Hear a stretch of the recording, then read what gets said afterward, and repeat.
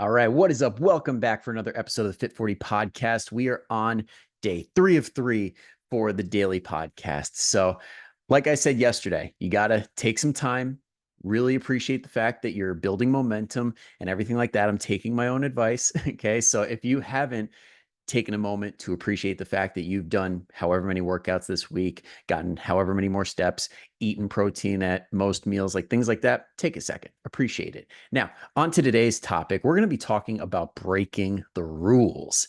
Okay, so all of my anarchists out there, get ready. Okay, it's going to be like Ricky Bobby, anarchy.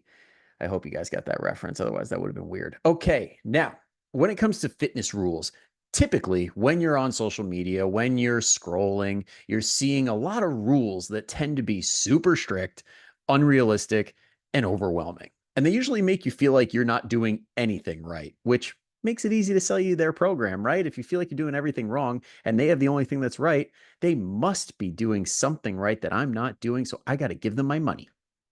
Okay, but you don't need to do that. All right, because usually when you see these common fitness rules, it's stuff like you need to barbell squat, bench, and deadlift. You need to do hour-long workouts. You need to run your program 8 to 12 or even more weeks. Just repeat everything over and over again. Never do group classes. I'll admit I've kind of been guilty of that one in the past. I've changed my stance on that. And then some dumb rules like everyone always has to squat ass to grass, and technique is all a one size fits all. Not every single person has different technique based on their unique anatomy and injury history, like educated people would tell you, like people who actually know their shit. All right. So, what this typically leads to when it comes to advice like this, it leads most people to burnout, completely quitting, and just not exercising at all, which is the opposite of what we want to do. Now, I got to give props where props are due because this comes straight from a conversation that I had with Dre, or as a lot of people know him, every goddamn Dre. Okay, if you have seen him on Instagram, this guy's an absolute wizard, a total pro when it comes to showing people how many different ways you can do different exercises and have fun with fitness. Okay, so if you're not already following him, definitely follow him. And he's got crazy good programs that follow a similar structure to what I'm going to be teaching you guys today. So if you want a bunch of really good programs, definitely check out Dre and what he's putting out. All right. So there is a saying called the science is in the compliance. And basically what that means is you can get the most picture perfect program of all time. It's going to get you the best results ever. But if you only do it for a week or a month and then you completely stop, it's pointless. And it's actually going to be less effective than if you did a way less technically sound program for years and years and years because you were having so much fun on it and you kept showing up and you kept putting in the work. Oh, come on, slides. Okay. So instead of running the same program with the same exercises for months on end, if that style of programming bores you to tears and it burns you out, then we're going to try this. But before I get into it, if you do prefer programs like this because you really like the certainty of it and you like the predictability and you like seeing the consistent progression, stick with it. This is for people that really get bored with the traditional style of doing things. Okay. So instead of that, try sticking to a basic structure, adding some variety, and having fun above all else. So, when I say a basic structure, you can set up 2 to 3 workouts a week just like this and get insane results. Okay, so this is a full body style of doing things. If you're going to be doing 4 or 5 or 6 days of workouts per week, I would definitely break it up into either more of a upper lower style or like a push pull leg style, but we won't get into that. This is for people that are just starting. So if you can do this for 1, 2, ideally 3 days out of the week, you're going to be in a really, really good spot. So exercise one could be a squat, and then the next would be a press. The next one would be a hinge or a bridge variation. Hinging would be like deadlifting RDLs, and bridges would be like bridges or hip thrusts. Exercise four would be a pull. That would be like dumbbell rows or pull downs or chin ups, things like that. And then last but not least would be core or carry. And that would be think like traditional core exercises for your abs, or certain styles of carries like farmer carries, goblet carries, things like that. And you can mix it up however you want. As long as you're getting all five of those, you'll be in a good spot. Just know that, like, for example, the big one that comes up here is grip. So if you are struggling with your grip on like doing like a deadlift and a pull and then a carry, you can mix those up. So start with like a pull and then swap out the press. But before I get too technical on that, just know like you can mix and match. This is not specific to what exactly you have to do. Again, have fun with it and figure out what works for you. So, an example of you having that basic structure, like let's say you're following this to a T and you're going to squat first.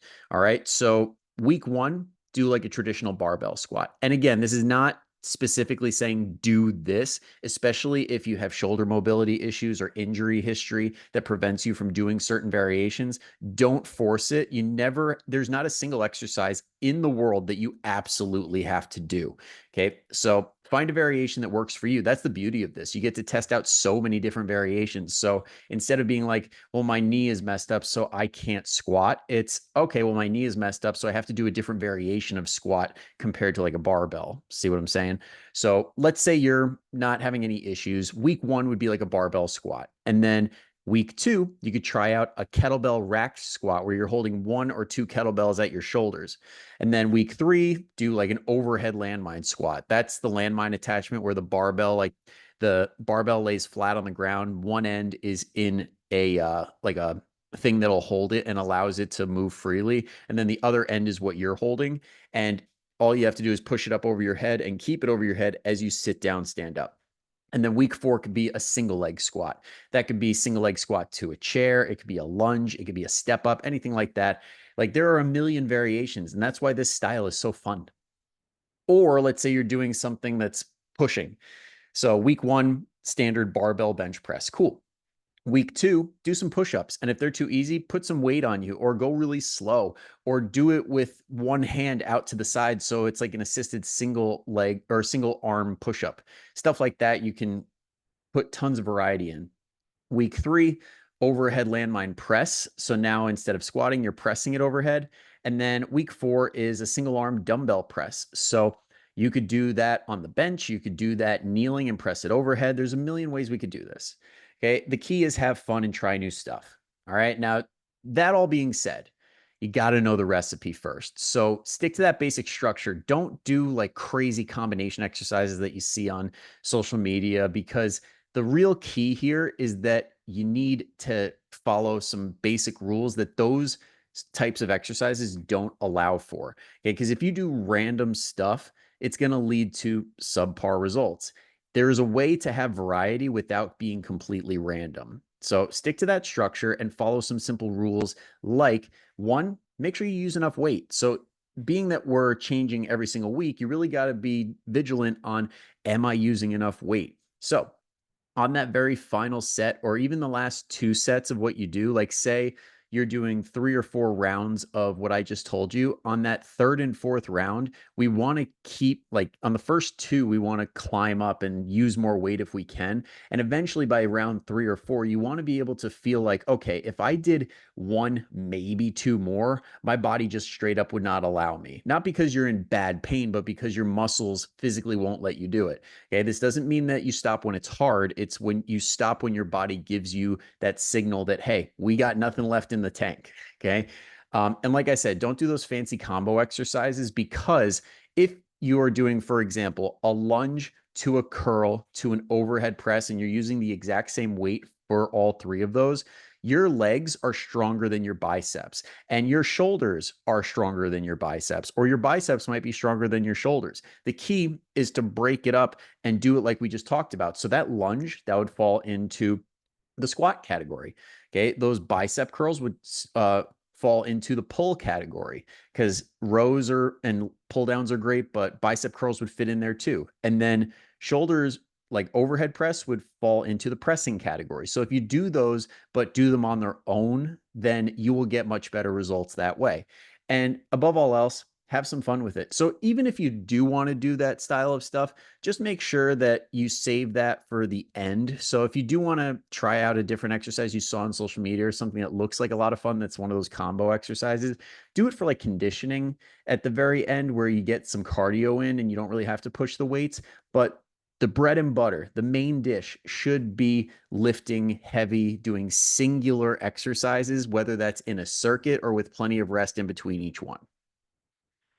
Now, I got to tell you, I've seen this work. I honestly did not think it would work when I was a young trainer. I was like, the place that I was a trainer for and eventually was head trainer for and started writing the programs. The way that we ran it is every single time people would come in, they would get a different workout. We wouldn't do the exact same one over and over and over again. So it basically followed this style where it was like, okay, we're going to do a squat variation, a pull variation, a whatever variation.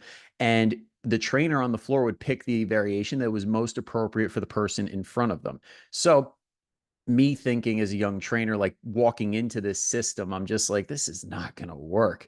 And then lo and behold, I saw people completely change their bodies, get incredibly strong, and feel way better than when they first started. And I'm like, all right, I was wrong. I was young and dumb, which unfortunately is what saturates most of social media nowadays. It's young and dumb trainers that just don't know any better and they're following the textbooks and their idols, just like basically regurgitating it.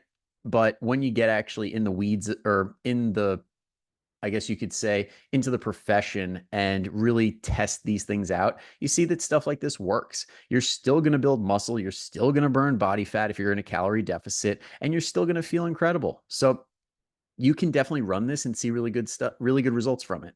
All right. Now, if you like what you heard and you're like, this is awesome, I want to start today, I just don't really have any workouts or anything, I have 20 at-home workouts that you could also do at the gym if you want to in my ultimate guide to get fit over 40. So if you want to give those a try, it follows the same style that I just talked about, where you do push, pull, squat, hinge, all that stuff. There's 20 plus in there. So go check them out. And there's also an exercise library that I linked in the how to get fit over 40 guide that has my whole YouTube library of, what are we at now? 170 something different exercises that you can try that come with exercise tutorials where I teach you how to do them. So definitely recommend checking that out if you don't already have your ultimate guide to get fit over 40.